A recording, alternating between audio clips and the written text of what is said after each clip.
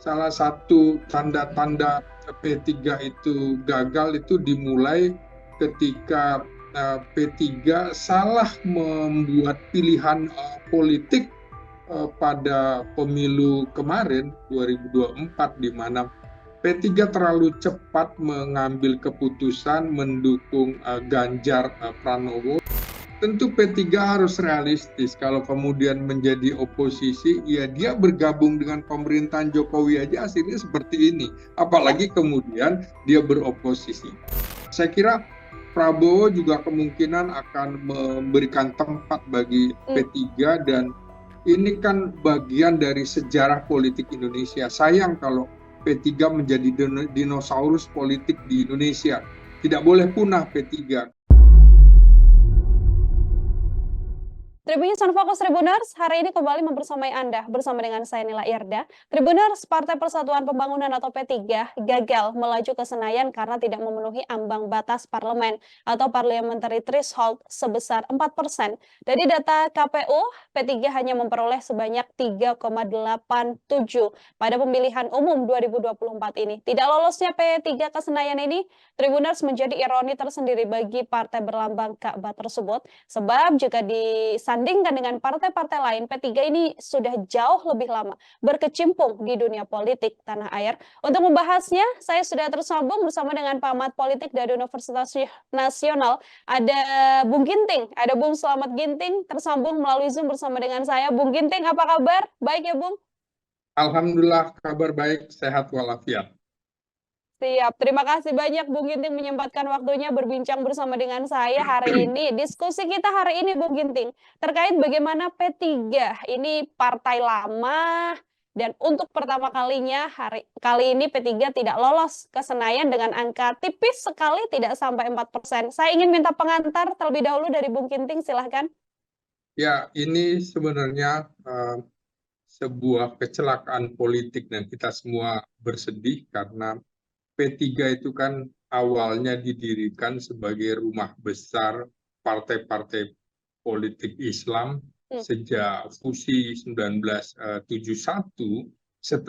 sejak atau setelah pemilu 1971, pemilu pertama era Orde Baru, tahun 1973 difusikan. Dan ini terdiri dari partai-partai besar umat Islam sejak pemilu 1955. Di situ ada Partai Nahdlatul Ulama, ada Partai Muslimin Indonesia, juga ada Partai Islam Persatuan Tarbiyah Islamiyah, juga Partai Sarekat Islam Indonesia. Nah, gagalnya P3 masuk ke Senayan atau ke parlemen, ini sebenarnya tanda-tandanya sudah bisa terjadi, bisa dilihat dari hasil pemilu 5 tahun lalu, ketika P3 itu juga nyaris gagal masuk ke Senayan karena hanya memperoleh suara atau persentase 4,52%. Inilah suara yang kritis.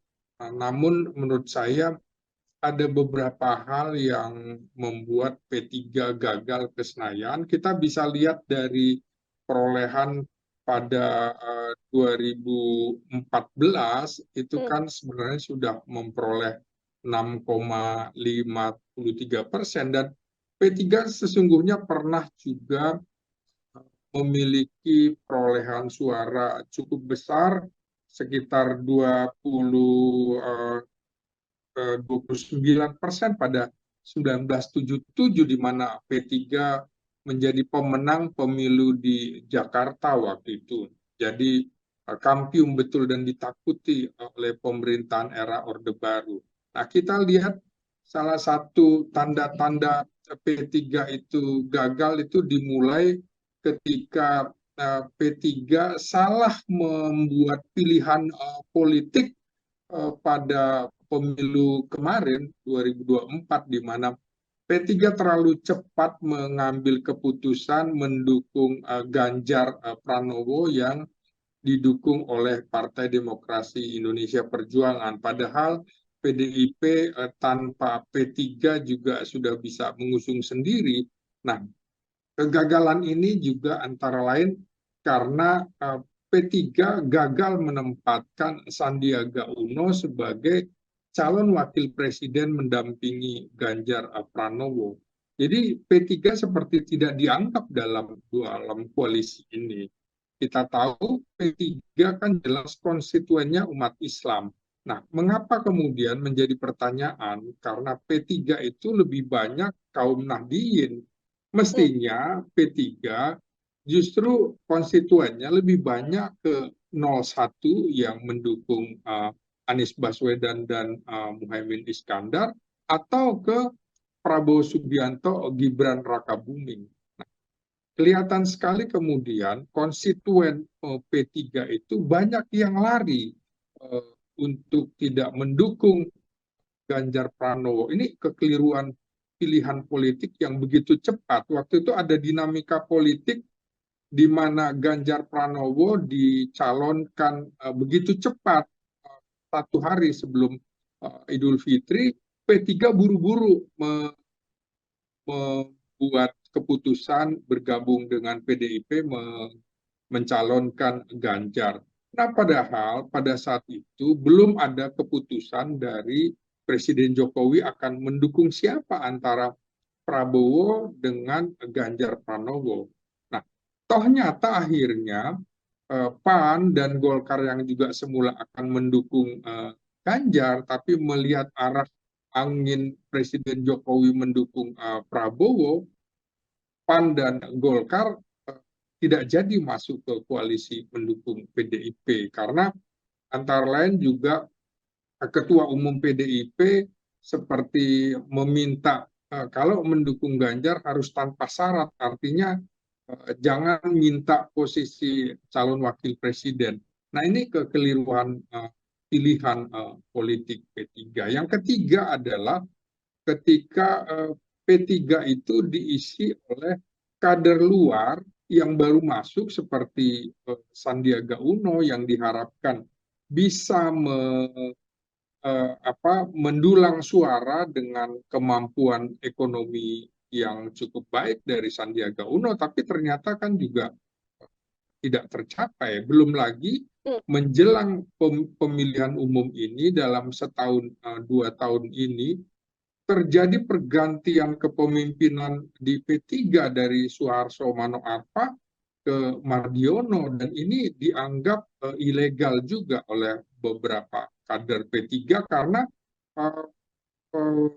Mardiono ini terpilih bukan lewat forum muktamar atau muktamar luar biasa, hanya lewat Rapimnas, sehingga ini juga membuat kekecewaan konstituen P3. Mereka banyak yang lari. Jadi sudah juga saya prediksi bahwa P3 potensi tidak lolos ke Senayan karena kesalahan-kesalahan mengambil langkah. Belum lagi di Jakarta P3 yang sangat kuat sebenarnya basis Nahdliinnya karena pernah menang di Jakarta pada Pilkada 2017 lalu.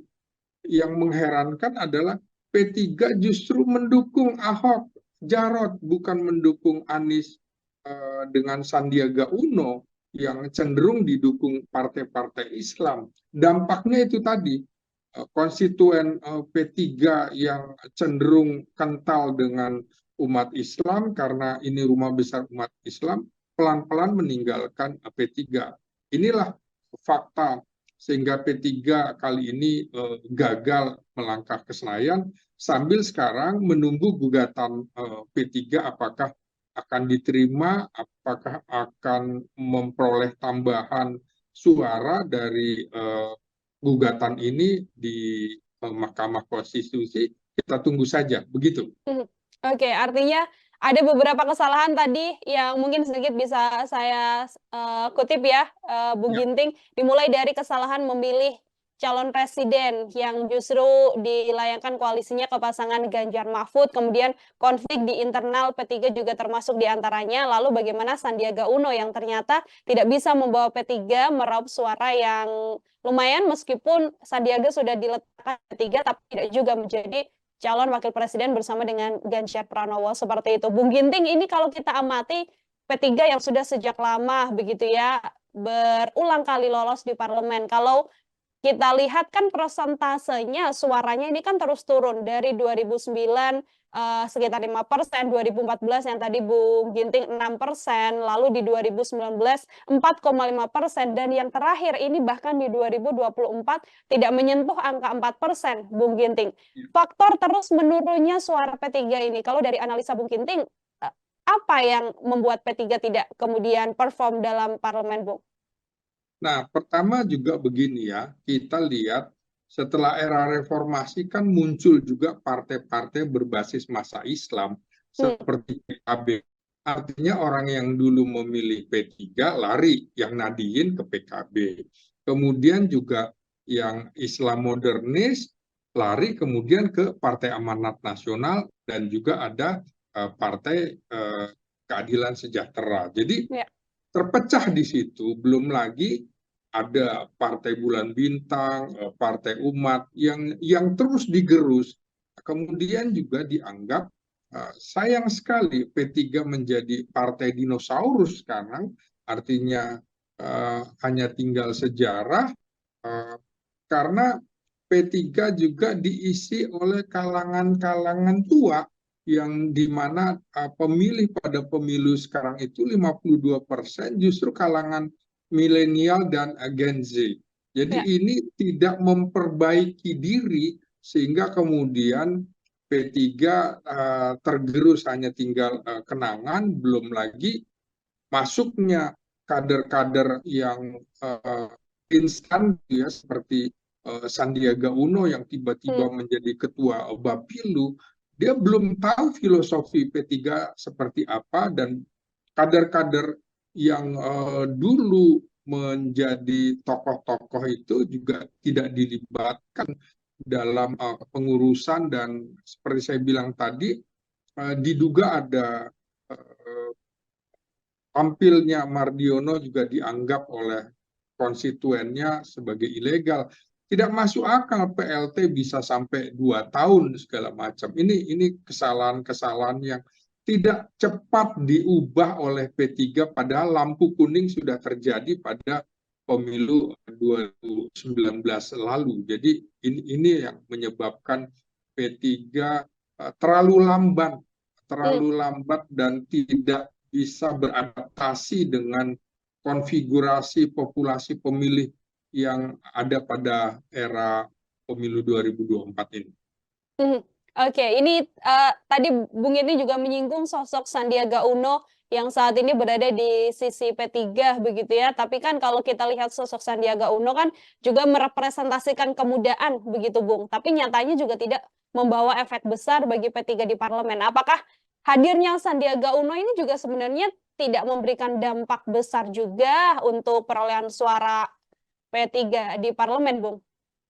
Ya, artinya kan kalau kita mau evaluasi lagi bahwa kehadiran Sandiaga Uno secara instan tiba-tiba dan juga menjadi ketua Bapilu, Badan Pemenangan Pemilu, ini bisa dianggap gagal. Ini kemudian kegagalan ini juga menjadi tanggung jawab Mardiono, ketika kemudian juga yang menjadi persoalan adalah bagaimana P3 selama 10 tahun mendukung pemerintahan Presiden Jokowi ternyata tidak memperoleh efek ekor jas dari keunggulan Jokowi yang mendapatkan tingkat kepuasan 75-80%, tidak berdampak sekali sama P3. Artinya memang P3 tidak mampu mengasosiasikan dirinya sebagai partai Islam yang sangat dekat dengan Jokowi.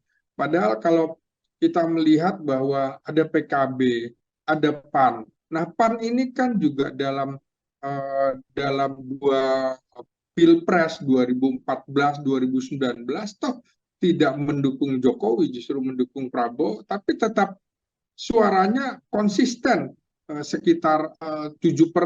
P3 seharusnya jauh lebih besar dari itu. Menurut saya ini yang harus segera dibenahi. Belum kiamat sebenarnya bagi P3, karena masih ada kesempatan modal sosial yang sekarang dimiliki 3,8 ini masih bisa diubah, asal P3 mau melakukan perubahan-perubahan fundamental, termasuk bagaimana mengisi formasi di Dewan Pimpinan Pusat, termasuk juga harus bisa merangkul kalangan muda. Ini kan tokoh-tokoh tua, jadi seperti Ya. koran itu koran-koran masa lampau begitu, sehingga orang tidak mau bergabung ke P3. Sayap-sayap pemudanya juga tidak jalan, padahal dulu P3 itu misalnya di akhir pemilu Orde Baru itu mendapat dukungan yang luar biasa.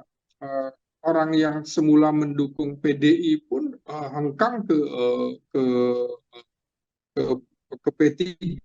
Nah, ini kan juga nostalgia P3 ingin bergabung dengan P3 mendukung Ganjar, uh, ingin bernostalgia seperti bagaimana Megawati berpasangan dengan Hamzahas menjadi presiden dan wakil presiden, tapi konteks sekarang kan berbeda. Dulu itu karena dilakukan pemilihannya di MPR, kan ini sekarang pemilihan langsung, ini yang tidak dibaca dengan jernih oleh pengurus pusat P3 begitu.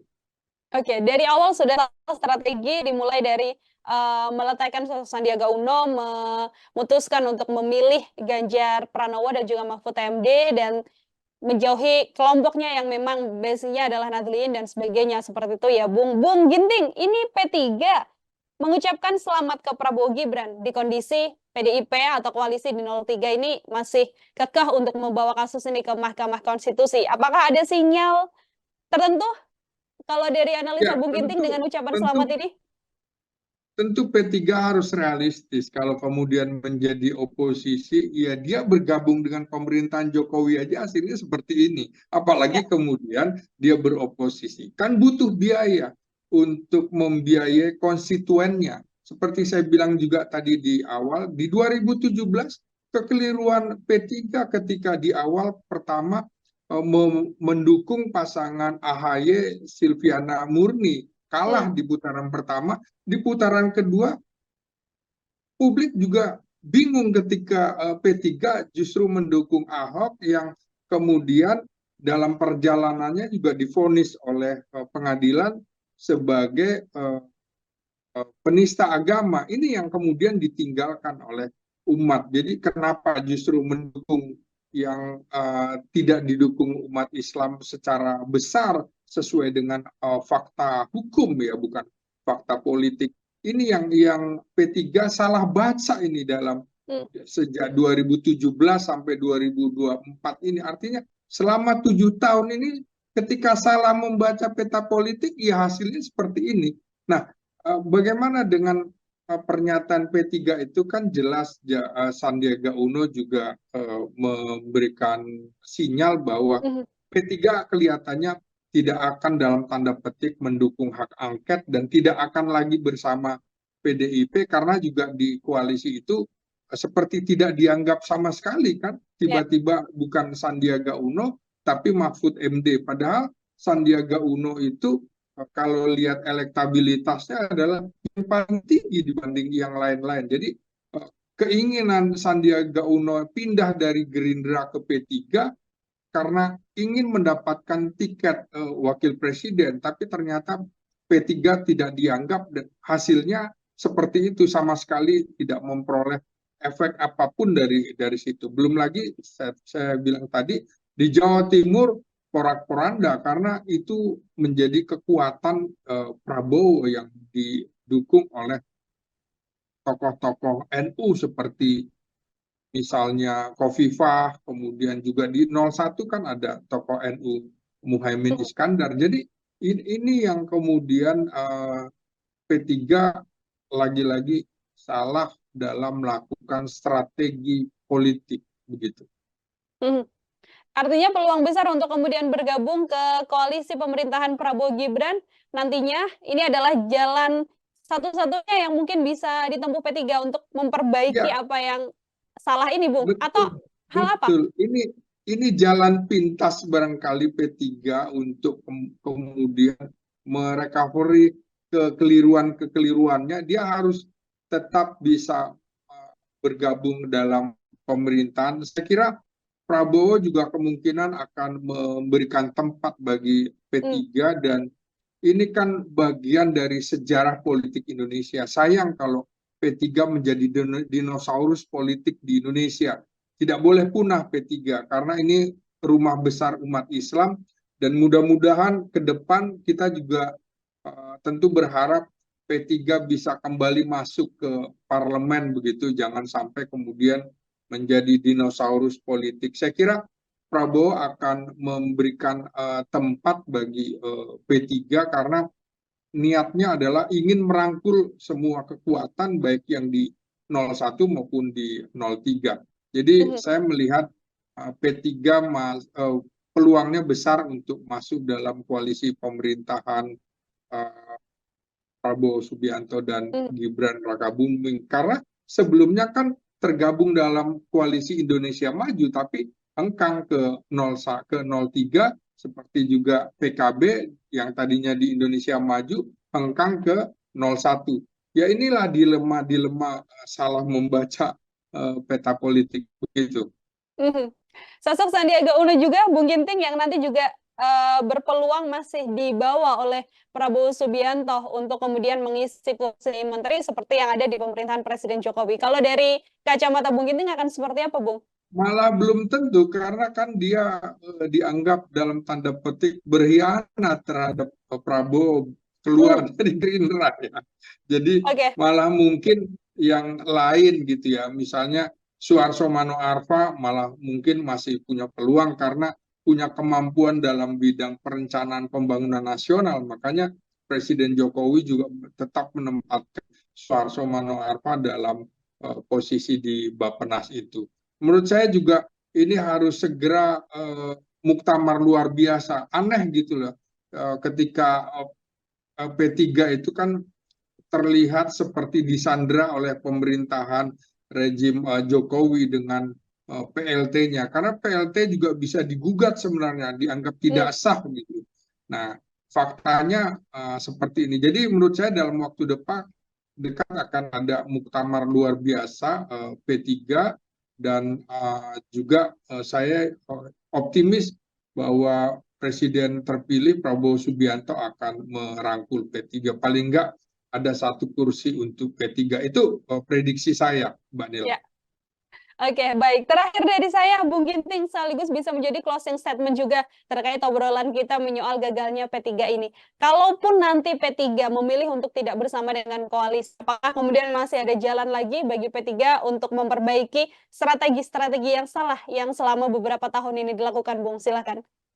Masih ada waktu 5 tahun, karena P3 kan sebenarnya punya kekuatan di Aceh, punya kekuatan di Sumatera Barat. Kita tahu Aceh dan Sumatera Barat mendukung siapa? Mendukung Anies Baswedan gitu. Yeah. Artinya suara P3 di sana hilang. Belum lagi di Nusa Tenggara Barat, Sulawesi Selatan, dan juga beberapa tempat yang jadi basis P3 seperti Jakarta dan Jawa Timur. Ini harus disapa kembali.